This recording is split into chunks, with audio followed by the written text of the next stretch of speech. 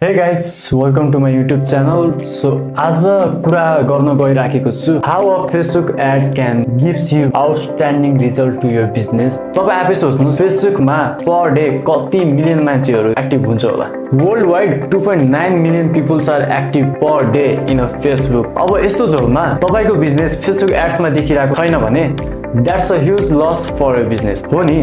अब Facebook boosting सम्म ठीक छ. That's very simple thing. But तपाईको प्रोडक्ट या सर्भिस टार्गेटेड ऑडियन्स सम्म पुगाउनलाई. So what is target audience?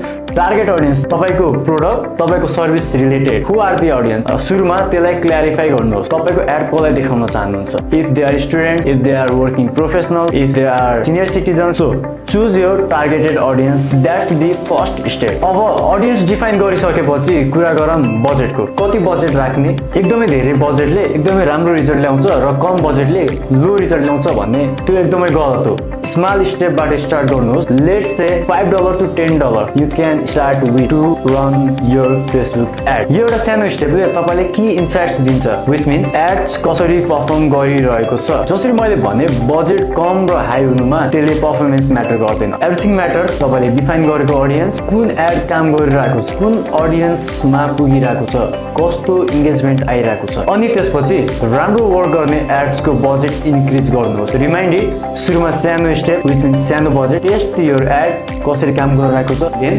Increase your budget. And the next step is choose the right ad format. Facebook ads मा तपाईको लागि option धेरै छ. Video ads, carousel ads, image ads, story ads. अब नेपाली ऑडियन्समा short र engaging content एकदमै popular छ.